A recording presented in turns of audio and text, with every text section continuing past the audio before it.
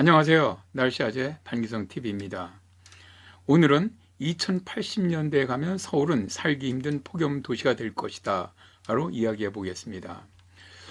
기상청이 12월 22일에 기후변화에 관한 정부 간 협의체 IPCC죠. 여기 제6차 평가 보고서에 저탄소 및 고탄소 시나리오 두 종에 대한 기후변화 전망을 발표를 했는데요. 여기서 저탄소 시나리오는 온실가스를 현저히 감축해서 2070년경 탄소 중립에 이르는 시나리오를 말하고요. 고탄소 시나리오는 현재 수준과 유사하게 온실가스 배출을 지속하는 시나리오입니다. 국립기상과학원은 1km 해상도의 남한 상세 기후변화 시나리오 자료를 사용을 해서 남한 전체 지역 평균 및 6개 권역별로 정보를 분석을 했는데요. 저는 오늘 주로 수도권을 중심으로 말씀을 드리겠습니다. 보고서에서는 우리나라의 미래에서 극한 고온 현상은 모든 지역에서 현재 대비 증가를 하고요. 고탄소 시나리오에서 증가 추세가 뚜렷할 것으로 전망을 했는데요. 특히 강원을 제외한 중부지방에서 가장 많은 폭염이 발생할 것으로 예상을 했습니다.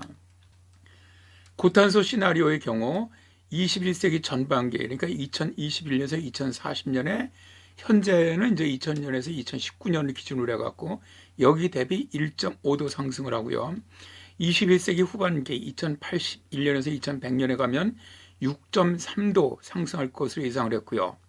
성공적으로 온실가스를 줄이면서 발생하는 저탄소 시나리오에서는 21세기 후반에 2.3도 정도 상승하는 것으로 분석을 했습니다. 그러니까 탄소를 잘 감축만 한다면 기온 상승은 크게 줄어드는데요. 자, 이제 이 기준이 되는 때가 2000년에서 2019년의 평균 기온에서부터의 상승을 지금 말하는 겁니다. 이미 우리나라는 산업혁명 이후 이 시기까지 평균 1.5도 정도 상승해 있었습니다. 그러니까 지금부터 적극적으로 탄소를 줄인다고 해도 2081년에 가면 산업혁명 이후로 보면 4.1도 정도 상승하는 것이고요.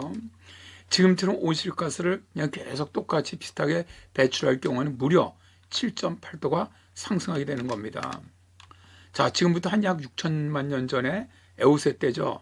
이때 산업혁명 기준으로 하고 한 8도 정도가 높았습니다. 그러니까 에오세 때 남북 빙하가 다 높고 해수면이 지금보다 70m 이상 높았고요. 많은 생물종들이 사라졌던 그런 시기입니다. 우리나라가 탄소를 줄이려는 노력을 하지 않을 경우 기후학적으로 보면 거의 2081년 정도 가면은 이미 이제 생존하기 쉽지 않지 않느냐, 그러니까 어렵지 않을까 저는 생각을 합니다. 탄소를 크게 줄인다고 하더라도 2081년에 가면 4.1도가 상승하는데 기후학자들은 산업혁명 기준으로 전지구 평균 기온이 2도 상승하면 인류가 기후를 통제하지 못하면서 기후재난이 줄여 발생하는 기후 이탈 시대가 발생할 것으로 예상하고 있습니다. 정말 심각한 것이죠. 이렇게 기온이 상승하게 되면 극한 기후도 변하게 되죠. 먼저 폭염 일수의 증가합니다.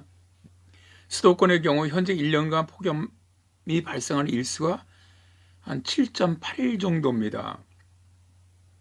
그런데 탄소를 줄이지 않고 현재대로 배출하는 고탄소 시나리오일 경우 수도권의 폭염 일수는 86.4일로 늘어납니다. 폭염 일수가 10배 이상 대폭 늘어나는 것이죠. 자, 여기서 이제 우리가 폭염 일수를 뭐라고 얘기하는 거냐면 낮 최고 기온이 33도 이상일 때를 폭염이라고 얘기를 합니다. 자, 이제 우리 기상청에서는 폭염주의보가 33도 이상 이틀 이상 지속될 때 발령을 하고요.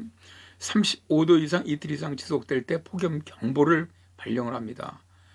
정말 이 정도 기온이 되면 무더운 날씨로 사무실이든 집이든 에어컨을 켜지 않으면 견디기가 힘든 기온이죠.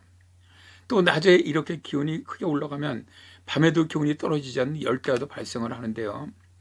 특히 우리나라 여름은 북태평양 고기의 영향을 주로 받다 보니까 아주 습도가 매우 높습니다.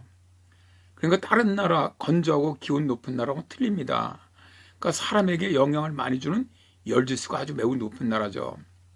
따라서 기온이 높을 경우 높은 습도로 인해서 온열질환 피해가 급증하게 되는데 1년 중에 3달이 폭염특보가 발령되는 날이 정말 된다면 사람이 살 수 있겠습니까? 열대야는 어떻게 될까요? 수도권이 현재 2.8일 정도 이제 여름에 열대야가 발생하고 있는데요. 고탄소 시나리오일 경우에는 2081년에 가면 74.2일이 발생을 합니다. 서울의 경우 도시 열섬 기후를 보이기 때문에 수도권에서 기온이 가장 높고 또 열대야도 더 많이 발생하기 때문에 거의 연 100일 이상 열대야가 발생할 것으로 보입니다. 새벽에도 기온이 25도 이하로 떨어지지 않는 찜통더위가 온다는 건데요.